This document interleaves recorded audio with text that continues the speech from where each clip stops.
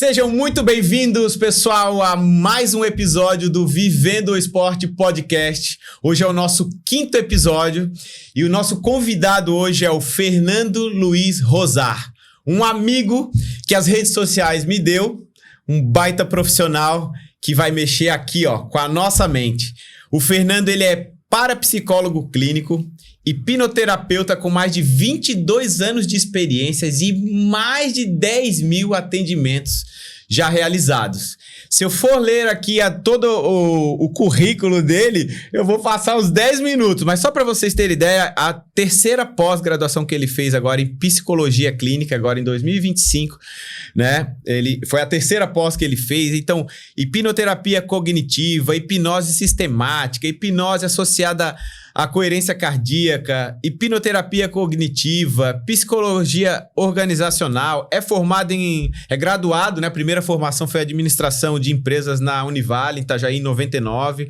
Então, assim, são muitos cursos voltados para essa área da hipnose. Fernandão, conta um pouquinho dessa veia aí, dessa descoberta na tua vida de lidar com a mente humana e tentar ajudar as pessoas a extrair o melhor que elas têm através da nossa mente. Eu sou apaixonado por esse tema, Fernando.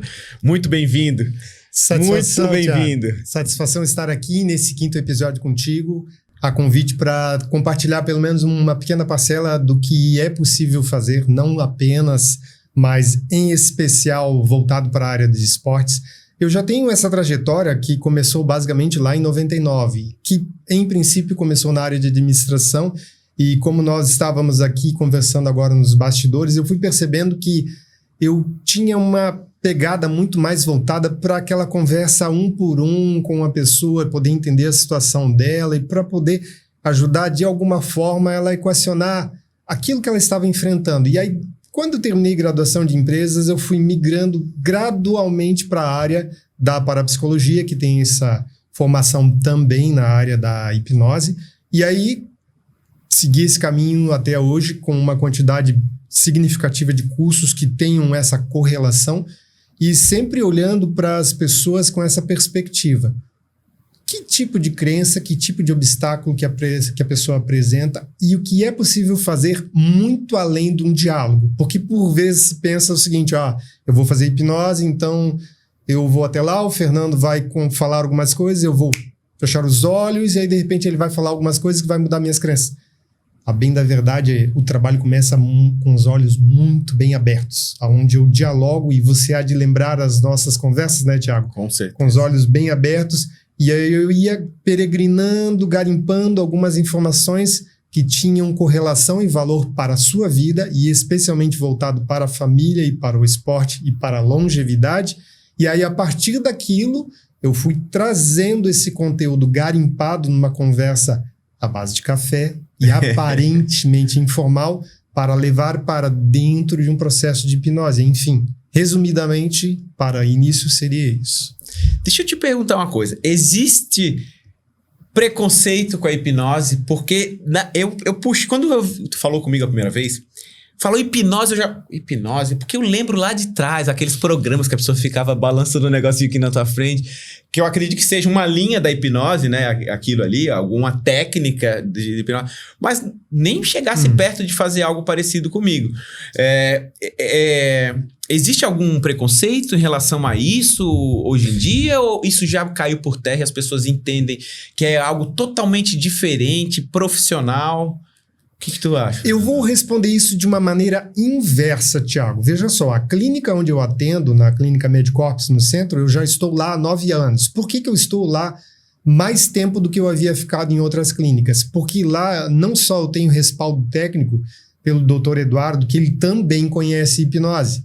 Então a conversa que a gente tem é sempre focada em ajudar os clientes que tem lá e a gente sempre tem esse trabalho da hipnose com o propósito clínico, e quando se diz clínico é ajudar em algum tipo de patologia, seja uma patologia física de um machucado e a pessoa precisa conciliar a medicação, mas também um trabalho mental para ela reduzir a ansiedade e melhorar na recuperação, como também, e aí seguindo essa linha da ideia de um preconceito a respeito da hipnose, eu me senti ouvido, acolhido e respaldado. Não que eu precisasse, então o Fernando tem que ser validado. Não, Você vai para um lugar, você vai para um espaço, você espera que o teu trabalho seja percebido e valorizado. E isso eu encontrei onde eu estou. E aí, antes de chegar nesse espaço, nessa clínica, eu sempre percebia um olhar um tanto quanto atravessado quando eu dizia: eu sou o Fernando, eu trabalho com hipnose clínica há, na época, 16 anos. Quer dizer, eu errei na conta aqui, mas muito antes disso eu chegava em alguns lugares e apresentava o meu trabalho e as pessoas ficavam: interessante. Você vai fazer com que a pessoa coma cebola e acha que é maçã. Aí eu ficava numa situação delicada, eu dizia: não tem nenhuma relação, eu não faço absolutamente nada nesse sentido. A minha ideia é ajudar a pessoa a reduzir a ansiedade e o estresse para que ela possa trabalhar alguma coisa. Mas o preconceito, ele ainda existe, Thiago. E por incrível que pareça, as pessoas que estão aqui nos assistindo, se você for pesquisar a hipnose, hoje você até tem bons materiais que trazem a hipnose no aspecto clínico, mas o problema maior nos dias de hoje é você separar o material que tem ali, que é um material que por vezes você se depara com coisas sensacionalistas, e também no meio disso você encontra essa hipnose, digamos, mais cômica teatral. Eu não vou nem teatral e nem cômica. Meu trabalho é basicamente naquilo que você percebeu. Teu trabalho é fantástico, fantástico. Eu lembro, eu te perguntei isso e me veio agora na cabeça, nem tá no meu roteiro, porque quando eu comentei com a minha esposa, ela falou: será? Vai com calma. Eu falei, e não foi nada do que eu imaginei, porque na minha época de adolescente, eu via acho que era no Faustão, não lembro que programa que era, que pessoas, agora fecha o olho, agora vai pra lá. E a pessoa conduzia aquela pessoa que estava hipnotizada a fazer uma coisa que ela não estava ciente. A gente não sabia se era verdade, se era mentira. Então, talvez na cabeça de algumas pessoas, ou de muitas pessoas, ainda existam certos preconceitos relacionados à palavra hipnose por causa desses programas que a gente via antigamente. Isso é o que eu acho, não tenho certeza disso. Mas o teu trabalho comigo não teve nada a ver com isso, né? Foi um trabalho fantástico, eu adorei. E inclusive eu já quero engatilhar a próxima pergunta, que é: a hipnose clínica de verdade, ela funciona para atletas, seja eles amadores ou profissionais? Ou seja, funciona no esporte? A hipnose funciona literalmente para toda e qualquer pessoa, e não apenas no esporte. A única situação que a hipnose não funciona é para pessoas que tenham danos cerebrais, ou seja, uma concussão, um acidente mais sério, que ela perdeu massa encefálica, ou pessoas que tenham quadros de demência ou Alzheimer, ou seja, pessoas que têm algum tipo de dano físico ou doença neurodegenerativa. Fora esse grupo específico, funciona para toda e qualquer pessoa. O que vai acontecer é de ter um público que tem um pouco mais de resistência àquele trabalho que está sendo feito ali naquele instante, mas toda e qualquer pessoa pode ser beneficiada com a hipnose voltada com um aspecto clínico, seja para esportes ou para outras áreas. Perfeito, que legal, cara. Isso aí já esclarece bastante coisa. E diz para nós assim, o que acontece no estado mental com a pessoa, quando ela entra nesse estado de foco profundo, de transe? Seria algo parecido com o que muita gente fala do flow? Se assemelha ao flow. Porém, tem um detalhe. O que seria esse flow? Qual é a diferença entre um e outro? Bom, veja só, o flow, eu tenho um exemplo de um cliente que ele, por muitos anos, ele tinha, junto com os amigos dele, uma prática de pegar aquelas motos de alta cilindrada, 1000 cilindradas, e fazer percursos longos, e quando era possível, eles esticavam na velocidade. E um dia ele foi muito enfático em dizer o seguinte: Fernando, a gente precisa ter um cuidado muito grande, porque chega em determinados trechos que a gente está tão habituado com a posição que a gente está, o movimento que a gente faz, a maneira como a gente acelera, a maneira como a gente faz um movimento na moto, que parece que não existe moto. É como se houvesse uma fusão com aquele equipamento e como se a pessoa que está na moto e a moto fossem um só. Isso é o que caracteriza de maneira muito simbólica o que é o flow. Você entra no fluxo daquilo que está acontecendo e sendo feito, e você não diferencia. O mesmo pode acontecer com quem está andando de bicicleta ou por vezes está numa corrida, que quase como se nem sentisse o calçado e nem a roupa. Agora, trazendo uma explicação, como você que havia me acontece com o perguntado. cérebro. Exato. Quando o atleta entra nesse estado de foco, concentração total, transe ali. O atleta bem preparado, ele está ali já tendo uma noção de como é o ciclo respiratório dele, para ele não se cansar em demasia. Ele sabe exatamente os trechos do percurso. Por exemplo, um atleta que está correndo, onde ele pode recuperar-se e aí saber utilizar para dar um sprint num determinado ponto, que ele sabe que ele vai ganhar uma distância satisfatória para aí sim novamente reduzir o ritmo. E à medida que ele vai se habituando ao longo dos anos com essa prática, com essa corrida, ele vai conseguindo fazer com que o corpo dele se habitue àquele ritual de correr, reduzir, respirar, e ele percebe-se assim que não há mais nada no exterior que tire a sua atenção, seu foco. Agora, tá, mas Fernando, o que isso tem a ver com a hipnose? A hipnose ela tem uma relação direta com a repetição. Repetição de rituais, ou melhor dizendo, repetição de hábitos. O atleta, seja amador ou profissional, ele tem uma eterna repetição de hábitos. Alimentação, aquecimento, preparo através do treino. E aí, a partir disso, ele vai condicionando e o corpo vai ganhando uma certa autonomia e um grau de automaticidade. Ele se torna automático tudo isso que ele faz. Então, o que tem a ver com a hipnose? Quando ele prepara e ele reserva um espaço de tempo para não apenas prestar atenção, e aí agora, quando ele tem um momento de pausa, quando ele tem um momento de repouso, que ele recapitula a prova na qual ele participou, ou ele recapitula o treino no qual ele acabou de sair, e ele começa a não apenas respirar, fechando os olhos, ou até mesmo com os olhos abertos e olhando para um ponto fixo, e ele vai gradualmente repassando tudo aquilo que ele fez, e ele consegue perceber pontos de melhoria e pontos onde ele teve de excelência. E com isso ele acaba não apenas avaliando pontos para serem melhorados, mas também ele condiciona um padrão no qual ele vai desempenhar melhor num próximo treino ou numa próxima prova. Eu não sei se consegui me fazer compreender. É incrível a capacidade que essa meditação, é como se fosse uma meditação, né? Esse estado mental que a gente utiliza técnicas de respiração que se assemelha com a meditação para chegar nesse estado mental. E eu mesmo já utilizei isso algumas vezes, contigo também, e antes de ti eu já tinha feito por conta própria em alguns momentos.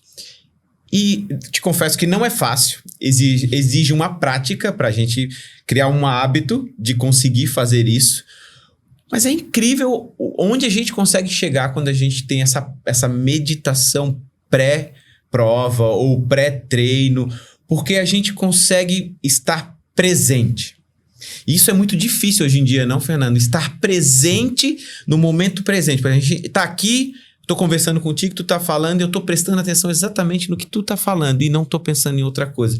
Eu acho que a maioria das pessoas estão com tanta informação que não conseguem estar presentes naquilo que elas estão fazendo, seja brincando com o filho, seja praticando uma atividade física, treinando, enfim. Tu não acha que é isso? Que hoje esses estímulos externos estão dificultando esse estado de presença para facilitar chegar nesse flow ou nesse... Tocasse num ponto crucial, Thiago, e outro detalhe é que o que você tem de diferencial, que eu havia até percebido e com o tempo eu falei isso para você, é que você já tem na tua bagagem a prática da meditação ao longo dos anos, e mesmo você tendo ficado um tempo não praticando-a com regularidade, isso veio à tona naqueles dias que a gente fez a prática até na academia ali no CrossFit, Morro das Pedras. Isso, porque, veja bem, similar à memória muscular é o que acontece a memória com práticas que foram benéficas para você em algum momento. Ou seja, se a pessoa fica muito tempo sem praticar uma atividade física e ela retoma, o corpo já tem aquela percepção de que aquilo é conhecido, então ela vai ter um ganho muscular diferenciado do que comparado com uma pessoa que nunca fez nada. Memória muscular. Exato. E na questão do treinamento mental, que a hipnose, por assim dizer, dá para chamar como um treinamento mental, e o que a hipnose diferencia da meditação, é que a meditação ela tem um propósito muito claro de reduzir a ansiedade, te colocar de fato muito presente no aqui e agora, e você utiliza sempre, e às vezes a gente esquece disso, a gente utiliza os sentidos para nos darmos conta de onde nós estamos, com quem a gente conversa, o que a gente sente de aroma e o toque, que é isso aqui que eu estou fazendo agora. Então, quando, por vezes, eu me dou conta que eu estou um tanto quanto disperso, eu dou uma ligeira pausa, até mesmo de olhos abertos, e começo a olhar. Ali tem uma câmera. Eu consigo sentir o cheirinho dessa madeira. Ao mesmo tempo, o tato me dá conta que isso aqui tem a aspereza de uma madeira. Enfim, isso por si só que eu estou falando agora e fazendo agora é um processo de meditação. Porque a meditação não é aquela coisa um tanto quanto aquela posição e aspecto budista de nada fazer e nada demonstrar. E o que diferencia da hipnose? Como a meditação é muito te colocar no presente, no aqui e agora, de uma forma a reduzir a ansiedade e concentrar-se no que está acontecendo, a hipnose ela tem o propósito de fazer uma modificação de comportamento e inclusive de pensamento, porque pensamento leva a sentimento e gera comportamento. O que a meditação e a hipnose têm em comum? Processo respiratório, o bom uso dos sentidos, ou seja, a hipnose também, no princípio, ali nas partes iniciais, ela parece muito do tipo respire fundo, olhe para um ponto, feche e abra os olhos lenta e gradualmente, até no momento que você sentir vontade de manter os olhos fechados e olhe para dentro. Enfim, hipnose e meditação têm a mesma base, porém elas seguem caminhos diferentes, e a hipnose ela é muito mais efetiva do que a meditação para programar novos padrões, inclusive de práticas esportivas. Ou como foi no teu caso, eu lembro que, se você me permite fazer um comentário sobre as nossas práticas... Com certeza. Houve um momento que você me relatou assim, Fernando, olha, quando eu estou lá de manhã, 5 e pouco da manhã, me preparando para ir nadar, eu pego lá, observo do carro, vejo como é que está a onda, já tenho noção, porque olhei anteriormente onde vai dar a melhor prática, eu vou às vezes praticar surf, eu vou só nadar, aquele lugar, aquele ambiente, o aroma que tem proveniente das ondas que ficam quebrando e o fato de você ir caminhando pela areia, aquilo tudo já te coloca num estado de presença plena. E você tinha, porque ninguém havia conversado contigo, ninguém havia te orientado nesse sentido, você tinha uma falsa ideia de que você não tinha foco, que você não tinha concentração. E quando eu fui conversando contigo, eu percebi que você tinha isso presente na tua vida, só que não havia se dado conta. E você atribuía a outros momentos, depois da natação, depois da prática do surf, que você acreditava que era uma pessoa muito dispersa, muito desatenta. E aí eu fui conversando, dialogando contigo e trazendo nas práticas de hipnose, dizendo para você, lembra, você pela manhã, com regularidade, pratica o surf, você nada, e você e o mar são um só. Respire, sinta novamente, mesmo não estando lá agora é 1 da tarde, mas você esteve lá de manhã.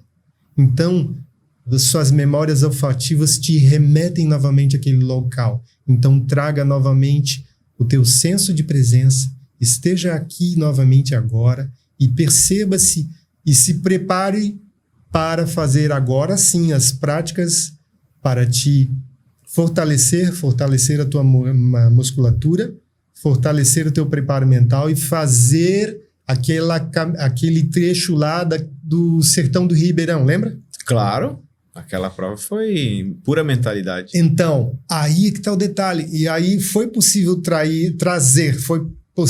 trazer da tua experiência particular um momento que você tinha da vivência, e aí isso também é o que diferencia na hipnose. Eu não faço uma sugestão vaga. Como assim, Fernando? O que seria uma sugestão vaga? Eu diria assim para você, Thiago, você é o melhor atleta do mundo. Você é o melhor corredor que existe na face da Terra. Não tem ninguém melhor que você. E aí você se lembra de outros momentos onde você se contundiu, onde você forçou demais, e aí você começa a ouvir essa sugestão vaga e diz, nossa, que coisa vazia. Não teria aderência. Seria uma sugestão hipnótica vaga. Agora, o que eu procurei fazer contigo e por você foi trazer uma experiência que você tinha e você sabia claramente que era verdadeira, esta da natação ou do surf logo cedo, e dele veio essa experiência para outras práticas. Por isso que você conseguiu trazer, inclusive, e aqui vale um adendo, outra coisa que funciona muito bem para você e que foi possível perceber isso no trabalho que nós fizemos junto no ano passado, é que você tem aquilo que se chama de monólogo interno. Um diálogo que você tem com você mesmo ao longo do trabalho que está sendo feito, seja na academia ou no exercício. E esse monólogo, ele estava, digamos, um tanto quanto, assim, sofrido, porque você havia passado por processos de lesão e você estava numa dúvida, puxa, mas será que eu vou performar bem? Será que eu vou correr bem? Será que eu não vou me lesionar de novo? É claro que a gente deve se preocupar para não exceder um determinado nível para, com isso, acabar se lesionando. Mas só que você estava num ponto que você estava se travando e não fazendo nem coisas que o próprio fisioterapeuta ou o ortopedista estavam te validando. Ó, Thiago, você pode fazer isso e isso. E você estava aquém. Pura verdade. Então, o monólogo interno teu, a gente trabalhou junto e reajustou do tipo... Aí, bom, agora eu tô entrando num ponto que você pode falar melhor dessa da Corrida do Sertão lá. Não, foi incrível.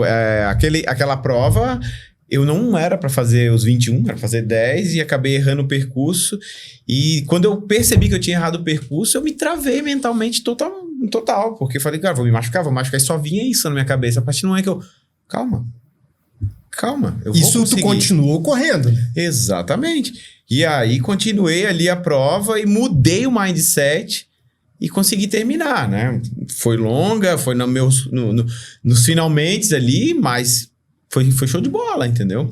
Então, Fernando, tu conseguiu descrever exatamente a diferença entre meditação e hipnose. Foi fantástica a tua definição, adorei isso aí, tá? Fernando, só deixa eu fazer uma pausa porque tá muito bom o nosso papo e eu venho com perguntas agora que vai apimentar a nossa conversa. Mas antes, eu quero que a gente tome um cafezinho aqui do Layback Coffee. Aceita um cafezinho? Gatilhos de múltiplas experiências sensoriais agradáveis. Oh, maravilha! A Paty aqui, nossa host fixa do RT Studios. Obrigado, Paty. Aqui é o Layback Coffee. Café que apoia nosso podcast, muito bom. Esse aqui é 100% arábica. Bom, né? Meu Deus. Eu curto. Eu sempre tomo esse cafezinho aqui no podcast. Fernandão, voltando aqui para o nosso papo, porque eu amo esse tema. Eu amo a mente. Depois que eu comecei a fazer faculdade de educação física, quando eu tive essa matéria de psicologia do esporte, eu enlouqueci. Então, eu gosto muito desse tema. Então, deixa eu te perguntar. Você acha que o mental hoje, né? O trabalho mental é o principal divisor de atletas de alta performance, tanto seja atletas comuns ou de atletas de alta performance, mas esse preparo mental é um dos principais ou é o principal diferencial de um atleta que tem e que não tem? A gente pode ampliar, mas sem ser extenso, essa pergunta e considerar o seguinte: material, suplemento, academia, gente que pode te dar um treinamento, praticamente todo mundo tem acesso. Claro, vai depender do bolso. Por vezes você não pode bancar um personal, uma academia que é de elite, um profissional de elite para te preparar e te treinar, ok. Mas mesmo assim, você tem acesso. Mas vamos colocar que fosse todo mundo na mesma régua. Tá. Tipo, ó, atletas de elite, alta performance, com patrocínio, todo mundo nas mesmas condições. Jogadores, atletas, a gente tem exemplos aqui como que a gente pode citar atletas olímpicos, né? E atletas amadores ali que, né? Vamos supor, alguém que não toma suplemento, vamos botar na mesma régua. Atletas comuns e atletas de alta performance. Que pelo menos comam bem, se alimentem bem. Isso, todos eles a mesma régua, mas só que tem um que trabalha o mental e outro não trabalha essa parte mental. A diferença deve ser bem gritante, né? Tem como mensurar isso hoje em dia? Sim, eu não teria nesse momento como fazer uma estatística, mas pela minha experiência já há 22 anos trabalhando na área com a hipnose, voltada também para a área do esporte, é possível colocar da seguinte forma: qual o nível de tolerância por fracasso? E outra coisa que eu te falei bem na nossa primeira conversa, um outro lado que é o oposto disso. E se você ganhar? E se você tiver sucesso na tua primeira maratona, ou mesmo uma corrida de 5 km? Porque a ideia de a gente ser bem-sucedido numa tarefa ou numa prática esportiva passa a ideia do seguinte: a gente vai ter que desmontar, e muitas pessoas têm isso, hein, Thiago? Desmontar toda uma série de crenças e de ideias que a gente tem a respeito, dizendo, não, atividade física não é para mim. Mesmo que eu compre um tênis com XYZ, boa oportunidade para uma marca patrocinar o Thiago aqui, hein? Esse é meu parceiro. Esse é bom. Mas a ideia é a seguinte: mesmo que você tenha acesso ao melhor equipamento, por vezes a pessoa se pega numa situação e diz, não, mas meu pai disse que eu não ia dar nada. Aí a pessoa tá lá correndo, quase lá no 3º quilômetro. Caramba, eu tô vendo gente feliz, meus familiares, outros da família que eu constituí agora como adulto, feliz. E aí vem aquela conversinha, que aí vem com uma voz interna que também é um tipo de diálogo interno, dizendo, não, mas meu pai disse mesmo, o que eu tô fazendo aqui? Eu tô correndo. Aí a pessoa vai indo, andando de um jeito meio desleixado e se lesiona. Se lesiona porque acidentalmente ela deu uma viradinha de pé e torceu o tornozelo. Enfim, o mental vai também, não é único, mas também contribui para a pessoa se lesionar do tipo, eu não vi aquele buraco, eu não vi aquela pedra, eu entrei de mau jeito naquela curva muito rápido, enfim. Então ele pode tanto te trazer para uma coisa ruim, como ele pode te levar ao sucesso. Exato. É tudo essa programação mental. Eu tenho certeza, Thiago, tenho certeza absoluta do poder que a mente tem de influenciar as nossas ações. 100%. Eu não tenho a mínima dúvida. Não quer dizer que eu sou um cara que consigo praticar tudo que tem que ser feito, né, para tudo. Porque realmente é um hábito. É difícil, mas eu não tenho a mínima dúvida. Tiago, talvez para aqueles que nos assistem agora terem uma noção, se você pratica uma atividade física, não importa o nível que você está, se você é amador, se você é de profissional de ponta, considere o seguinte: tenha uma prática que ela é simples, mas ela não é simplória, banal. Toda manhã, ali entre 6 e 9 da manhã, tenha total distância de qualquer estímulo, ou seja, celular, TV, música, seja o que for. Permaneça por 15 minutos logo que você despertar, tome água. Não vou tomar agora porque tomei café, mas tome água logo cedo. E fique 10 a 15 minutos fora da sua casa, observando, se possível, se tiver ao seu alcance, a natureza, observando uma árvore ou pássaros, para dar tempo para que a sua mente passe daquele estado de dormência, que você ainda está meio, não sei se acordei, não sei se eu volto para a cama, aquele estado, para você dar tempo para o seu corpo se habituar a despertar e ficar no estado mais beta, mais atento ao que está acontecendo. E depois de mais ou menos 1 hora e meia, você tome o seu café e aí sim você começa a mexer no seu celular. Para quê? Para que você dê tempo para que o seu corpo prepare a quantidade necessária de cortisol e para que você tenha tempo suficiente de lidar com qualidade com todos os outros elementos e estímulos externos. E só depois de 1h30, volta a frisar, mexa em celular e coisas do tipo. E aí, ao longo do dia, faça uma outra pausa. 5 minutos. Aí sim, coloque no teu celular 5 minutos. Com os olhos fechados ou com os olhos abertos. Se você tiver com os olhos abertos, olhe para um ponto fixo respire e só isso.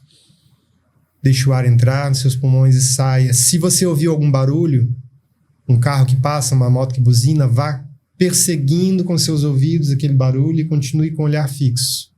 Passou os 5 minutos, vá fazer o que tiver que fazer. E quando chegar à noite, faça o processo inverso. 1 hora, 1h30 antes do horário de dormir, deixe o celular de lado. Pegue um livro, diminua a luminosidade do quarto. Vá sentando ou se recostando, tendo uma espécie de diálogo corporal, dizendo, eu percebo nos meus pés que me levaram para tantos lugares durante o dia. Vá dialogando e dizendo, eu relaxo minhas pernas. Vá respirando suave e profundamente e depois deite. Porque se você fizer isso, que pode parecer simples, mas muita gente, e aqui eu arrisco um percentual, mais de 90% das pessoas não fazem. Eu digo que é mais. Exato. Eu chuto 98,9. Preciso, cravado. Fernando, tá muito difícil hoje em dia das pessoas se desconectarem dos estímulos. Depois da era do celular, cara, é algo assim absurdo. Eu, depois que passei a trabalhar com o celular, tenho tentado fazer isso. Tanto é que é difícil falar comigo às vezes de noite. Me manda mensagem, eu passo horas para responder. Porque tem momentos que eu não consigo olhar pro meu celular. De tanto que eu trabalho com isso, nas 2 frentes que eu tenho, eu tento desconectar mesmo. Então, tem dia que é 8, tem dia que é 9 horas da noite, eu pego e deixo lá embaixo. Boto no modo avião, eu não olho mais, seja o que for. Eu tento me policiar com isso. E quando acordo, também tento fazer essa prática de não olhar de imediato. Porque para grande maioria das pessoas, já é a primeira coisa que pega. E eu já pratiquei eu tô em dívida contigo e com essas práticas de parar um pouquinho durante o dia e voltar pro centro. Isso faz uma diferença na nossa vida que só quem pratica vai conseguir entender. Então, obrigado pela dica, porque isso vai ser um corte maravilhoso, porque a gente tem que falar sobre isso. As pessoas precisam dar esses 5, 10, 15 minutinhos durante o dia para elas mesmas. E até um detalhe importante, Thiago, veja só. Eu creio que nem você, nem eu, e a grande maioria que nos assiste, não tem vocação para ser monge. Tá, como assim, Fernando? Meu Deus, não joga um balde de água fria no meu sonho. Se alguém tem esse sonho perfeito, siga. E existe em Canelinha até um centro budista muito interessante para quem quiser ir até lá. É coisa pequena. Veja só. As pessoas ficam com aquela ideia de eu não consigo me concentrar, Fernando, eu penso em 1001 coisas, eu penso no boleto, eu penso no filho que eu tenho que levar para o parque aquático, eu penso naquele pneu que furou e que está lá no step e ainda tem que trocar, eu penso em zilhões de coisas, eu não consigo focar. Calma, pensa comigo. Pensa comigo. Como eu disse, eu não tenho vocação, não tenho vocação para monge budista. Então, fazendo aquela pausa, como eu sugeri, coloca no celular e deixa ele longe de você para você não cair a tentação de ver uma notificação, seja lá do que for, mas deixa lá para ele despertar e... Uma dica é tirar as notificações. Exato, tire as notificações, coloque um alarme de 5 minutos, faça uma pausa e... Atenção, não brigue com essa dispersão. Meu Deus, eu estou pensando em tal coisa, ok? Pensou agora no boleto? Pensei no boleto. Pensei no pneu. Poxa, no boleto, Fernando, não faz isso. Pensa no pneu, ok, eu sei onde é que eu tenho que levar. Pensa na conversa que eu tenho que ter com o cliente logo depois.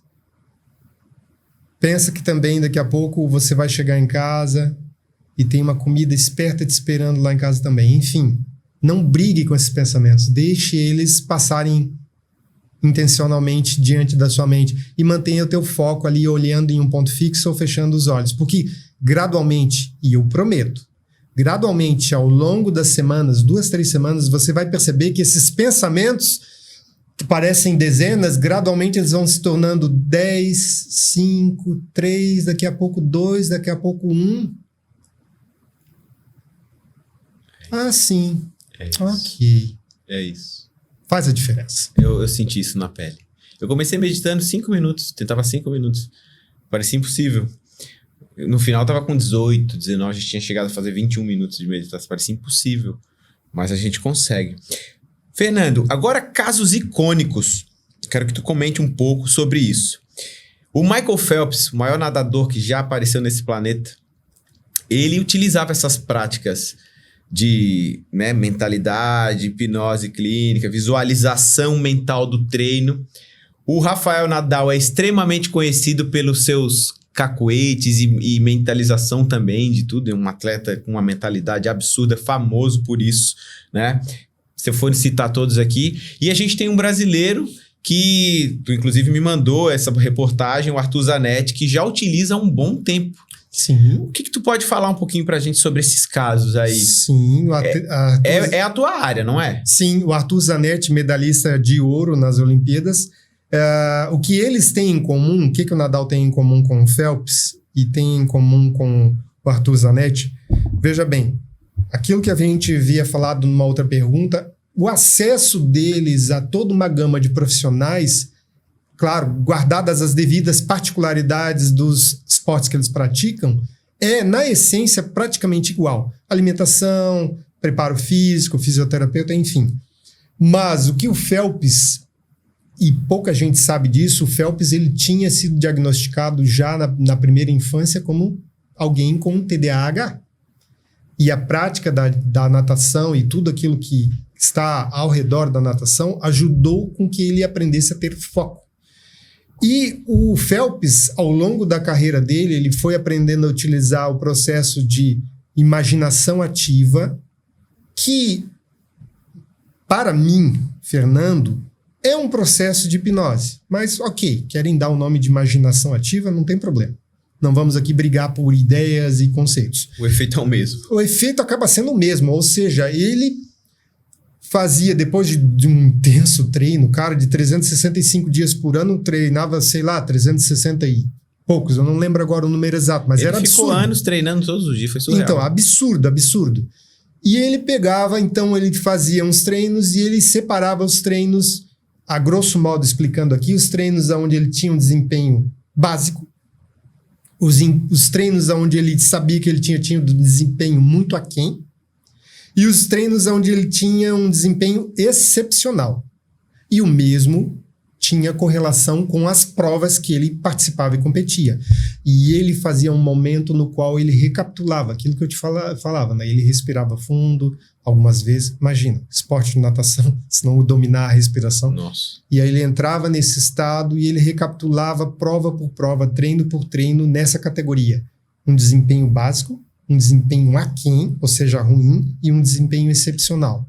E ele ia percebendo nas sutilezas, se dando conta do seguinte, a maneira como a mão entrava e ele fazia essa recapitulação, essa imaginação ativa no detalhe, quase como se ele tivesse um controle remoto e percebendo, minha mão entrou um pouquinho desse jeito e eu perdi um pouco de tração. E ele recapitulava e depois no treino seguinte ele repetia dentro da água aquilo que ele havia feito num processo de estado de hipnose. E isso, ao longo do tempo, ele foi aperfeiçoando. Então, esse treino mental o qualificou a chegar onde ele chegou. 20, sei lá quantas, 20 e tantas medalhas, 24, 26. É um monstro, ele é 27, se eu não E me o engano. Nadal, a única coisa curiosa do Nadal, de diferente, não curiosa, diferente é que os rituais dele, que eram os rituais do tipo, como a gente chama na hipnose de gatilhos, parece com os gatilhos que se fala popularmente em marketing, mas enfim, são gatilhos para ele trazer aquele estado de preparo, ou seja, ele fazia um gesto aqui, fazia aqui, batia, tirava a cueca, puxava aqui, mas assim, no caso do Nadal, por ser um atleta também de alta performance, algumas coisas ali ficaram um pouquinho, digamos, quase como um cacuete. Mas o detalhe é inquestionável os resultados que ele alcançou. Então quer dizer que esses gestos que o Nadal tinha, era um que reforço, todo mundo chamava de cacuete, era um gatilho para que ele atingisse aquela concentração e aquela confiança para sacar, para sair da cadeira ali do descanso. Sim.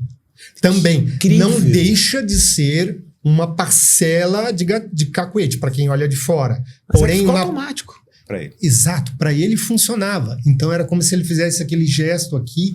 Para outros pode parecer superstição, ok. Cada um vai dar, volto a dizer, cada um vai dar um nome que está habituado com o material que está familiarizado de ler e entrar em contato. Mas era um formato do Nadal entrar em contato com o seguinte, com o seguinte a bagagem, com a seguinte mentalidade. De ele recordar, dia tal, em tal treino, eu fiz isso, aquilo. Ele faz esse gesto, puxar a orelha, do tipo, aqui é uma espécie de tecla ou ponto do meu corpo que eu aciono aquelas memórias. Toda vez que eu faço aquele gesto, eu aciono aqui, eu fiz o voleio daquele jeito.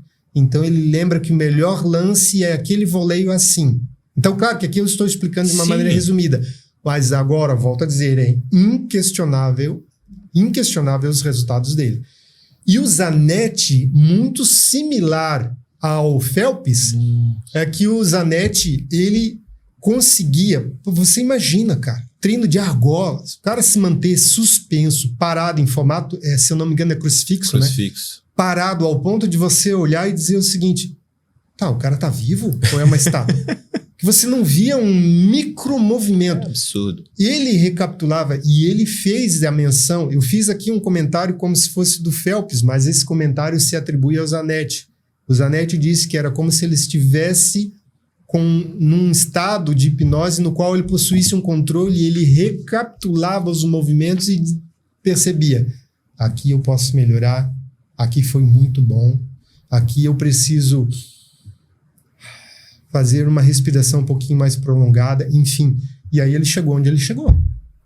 Enfim, quem treina o mental tem um diferencial de todos os outros. Digamos, se a gente pega 100 atletas e 2 fazem o trabalho do mental, eles têm um diferencial do que os outros 98 que têm acesso a tudo. Igual a comida, equipamento, personal para dar treinamento. A estrutura treino de um mental atleta faz mesmo. a diferença. Para lidar com fracasso, para lidar com treino básico, comum e para trabalhar, para ter um treino e um resultado excepcional. É muito incrível. Não tem como uma pessoa não se apaixonar por esse tema, porque talvez seja um tabu. Não sei se a palavra certa seria um tabu, mas eu sinto que as pessoas têm essa dificuldade de sair da zona de conforto, porque toda mudança ou todo hábito novo requer sair um pouquinho da zona de conforto. E a grande maioria das pessoas tem dificuldade disso, né? Eu me coloco nisso em muitas... Não sou perfeito, longe disso, mas eu acredito que seja essa a barreira entre tentar e não tentar. E os benefícios são inúmeros. Fernando, tu já deu uma baita de uma aula aqui pra gente. Como que alguém... Brunão, por gentileza, tu consegue colocar pra gente aí a clínica ali, a imagem da clínica da MedCorps que o Fernando atende, né? Para as pessoas te conhecerem, saber onde tu atende, saber as tuas redes sociais, ó. A MedCorps é a clínica. Fala um pouquinho da MedCorps, onde é que ela fica, pra gente poder, para as pessoas poderem conhecer o teu trabalho, se tu só atende lá ou se tu faz particular também. Certo, eu trabalho na MedCorps há praticamente 9 anos, é uma clínica onde existem vários profissionais, entre eles o responsável técnico, Dr. Eduardo, que já tem mais de 30 anos na área, e ele tem a pós na área de psiquiatria, então é um homem excepcional, ele tem o que eu chamo de uma voz, que é uma voz de um profissional que não está cansado, ele tem uma voz tão juvenil, tão assim ativa, que você dialoga com ele, você parece estar conversando com o melhor amigo, e nem parece um médico, assim, nesse diálogo, mas ele traz toda a bagagem de conhecimento dele, que ele me acompanha, inclusive, nos meus check-ups anuais. O doutor Gabriel também, que é o nutricionista, que tem essa especialização na área esportiva, bem Legal. Como uma série de outros profissionais que atendem lá, que agora seria muito curto para nominar todos. Qual que é a rede social da... Tem procure aí a imagem da rede social da MedCorps? Isso. MedCorps também está nos patrocinando, né? Apoiando aqui o nosso podcast. Inclusive, a gente sempre comenta, se você quer divulgar a sua empresa aqui no nosso canal, entre em contato comigo aí que a gente apresenta aí as oportunidades. Está divulgando o nome da tua empresa. Acho que tem, né, Bruno? A rede social da MedCorps aí, o print da tela da clínica. Eu acho que eu mandei um print, não tem? Tem ali nos patrocinadores. Dá uma olhadinha. Sem problema. Se você procurar nas Fernandão redes também sociais... tem. Do Drive ali. Tem o print do Instagram deles ali. Que vai poder aparecer aí. E o teu Instagram, Fernando? O meu Instagram, você procurando pelo nome completo, Fernando Luiz Rosar. Fernando Luiz com Z, Rosar com S, e aí você vai me localizar. Um importante adendo, que as pessoas por vezes até pensam que a hipnose ela não tem da base... clínica. Isso. Né? Tem ali o endereço na Rio Branco, no centro aqui de Florianópolis, edifício Barra Sul Centro. Um adendo, a hipnose ela é reconhecida pelos principais conselhos federais no Brasil. Medicina reconhece, psicologia, fisioterapia, odontologia, enfim, todos esses conselhos reconhecem a utilização da hipnose com o propósito clínico, com o propósito terapêutico. Volto a frisar. Para ajudar as pessoas a lidarem com aspectos emocionais, entre outros, como o que a gente falou até agora, voltado também para práticas esportivas, seja para o amador ou profissional. Isso é muito importante. É muito importante ter essa segurança de onde a gente está colocando, né, a nossa confiança. Isso é muito bom, tá? E também, pessoal, aqui um parceiro fixo nosso, que a gente sempre gosta de falar, que é a PDA Esportes e a RP Sportwear. O Brunão vai colocar aqui para vocês o site. A PDA Esporte é uma empresa especializada em esportes ao ar livre, então tem corrida. Agora o calendário 2026 está incrível e eles têm uma linha esportiva que é a RP Sportwear, onde olha que legal, Fernandão, essa marca, tá? Eu sempre falo, eu não gosto de utilizar estampas ou marcas. Eu tô aqui porque eu gosto de NFL, mas eu não uso marca, não curto. E a RP, ela tem uma proposta de apresentar uma estampa onde você mostra o teu estilo de vida, o teu lifestyle. Então, ó, tem estampas assim, se você nada, se o teu filho faz atividade física, se você corre, tem as camisetas dos eventos, que tem uma qualidade incrível, né? Tem acessórios, touca, roupa. Você pode colocar a sua marca nas roupas e fazer essa parceria com eles. Então, ó, eu nado borboleta, eu nado medley, eu nado costa, eu nado peito, eu nado livre. Cara, é muito legal a linha de roupa. Tem uma pegada bem voltada para natação, mas tem outra linha de esporte, tá chegando muita coisa nova. Então, a RP Sportwear é muito legal. Eu me identifiquei bastante com essa marca. Na próximo podcast eu devo estar com a camiseta deles que tá chegando aí. Adorei essa proposta deles. Falei pro Felipe, que é o dono da marca, que eu entrevistei aqui também. O cara é muito parceiro. O cara é gente boa demais. E o calendário da PDA Esporte tá incrível. Agora acho que final de março ou no início de março já tem as primeiras etapas em Garopaba. Eu vou estar lá nadando. Acho que eu vou fazer 3 mil. Vamos trabalhar essa mente aí para nadar os 3 mil lá, né? Vamos lá. Condições tem. Vamos lá. Fernando, seguindo aqui a nossa proposta, qual o conselho que tu poderia dar, assim, pra gente já começar a direcionar, assim, pro nosso final? Porque é um assunto tão bom que a gente poderia ficar horas aqui conversando. Mas qual o conselho que a gente poderia dar para um atleta amador? Vamos pegar o atleta amador, que ele quer melhorar um pouco o desempenho dele, mas ele não é um cara que consegue aumentar o nível de treino ou o ritmo de treino. Ele só com a utilização da hipnose e desse trabalho fantástico que tu faz, ele consegue melhorar algumas áreas do desempenho dele. Então, qual o conselho ou qual a dica que tu pode dar se ele não quiser realmente, de fato, fazer um trabalho contigo, mas umas práticas caseiras, como tu já falou ali, dá um briefing assim, do que ele pode utilizar para ele melhorar uma corrida, ou melhorar um treino de natação, ou melhorar um jogo de futebol. O que tu pode passar de dica para ele, assim? Perfeito. Para essa pessoa. Interessante, o primeiro de todos, que é você olhar profissionais que praticam há mais tempo, tendo esses profissionais, que a gente pode colocar aqui na categoria de profissionais, até mesmo pessoas que têm a prática profissional como uma referência. E nunca alguém que você vá copiar. Começa por aí. Por que eu digo isso? Por vezes você vê uma pessoa que já tem uma prática de 5, 10, 20 anos e você, como amador, tem uma noção, eu quero ser igual a esse cara. Aí você corre um risco de sofrer uma lesão séria.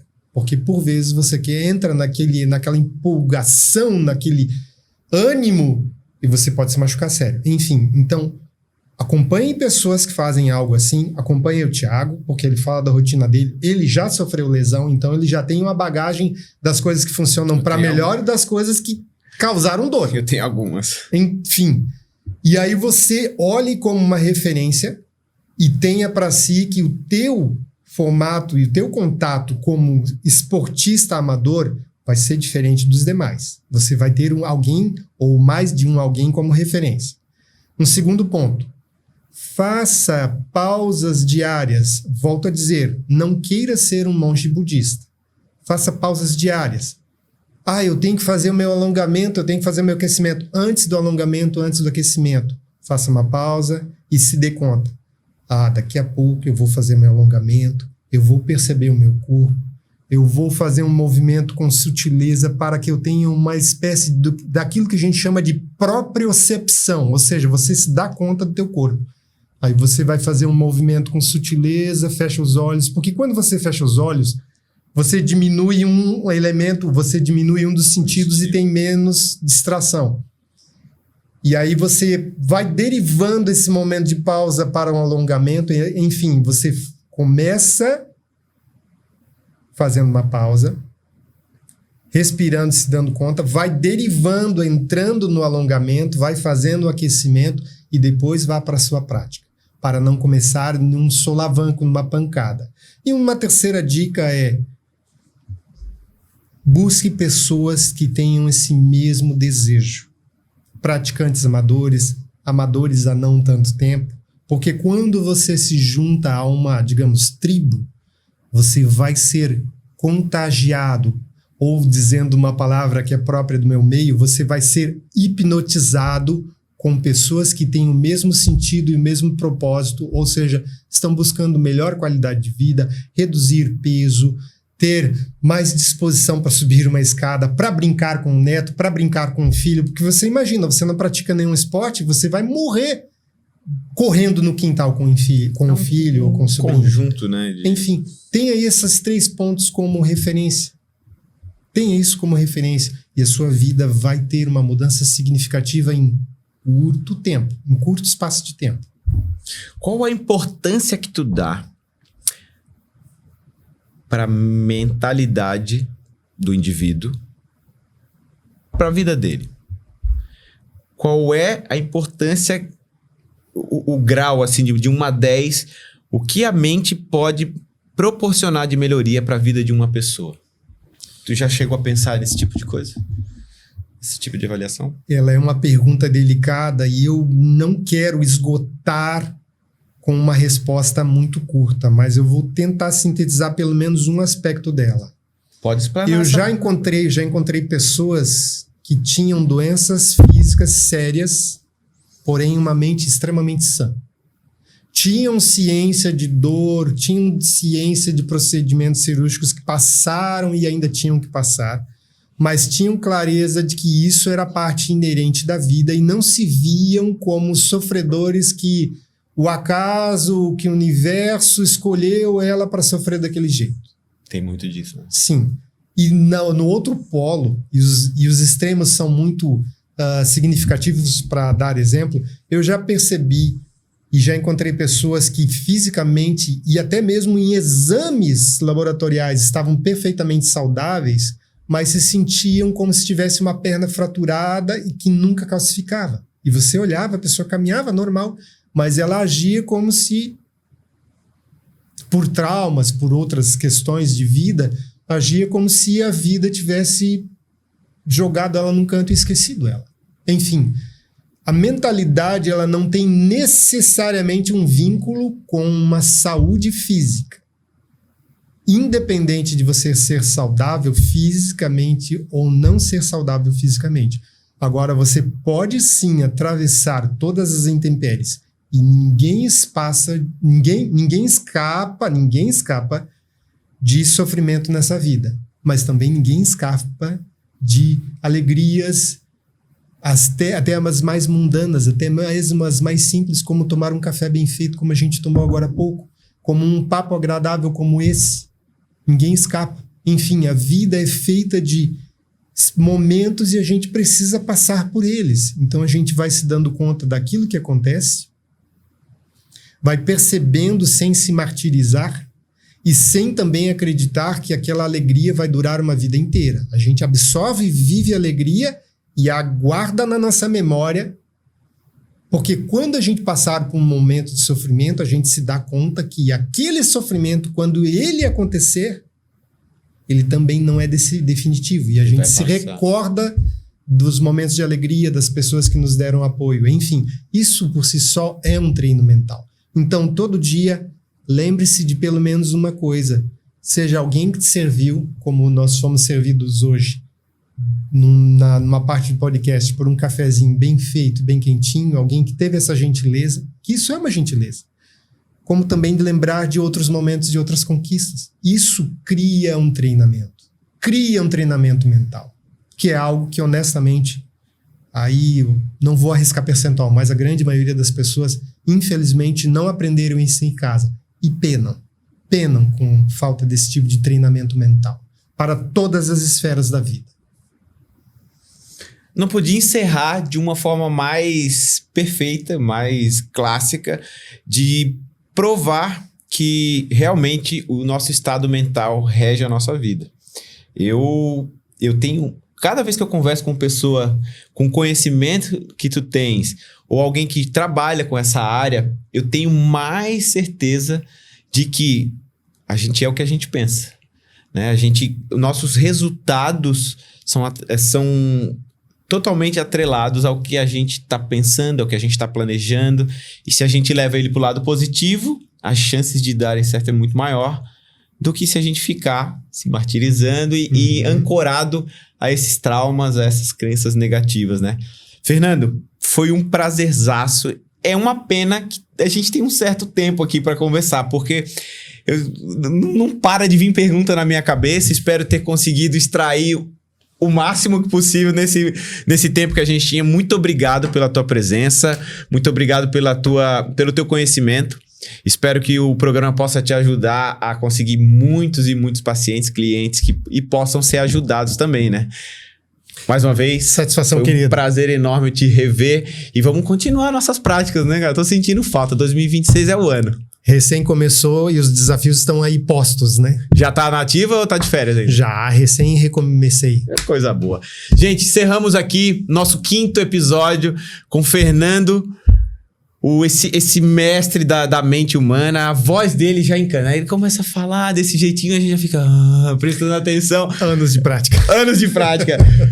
Pessoal, muito obrigado e até o próximo. Nos vemos por aí. E vamos praticar esporte. Um abraço.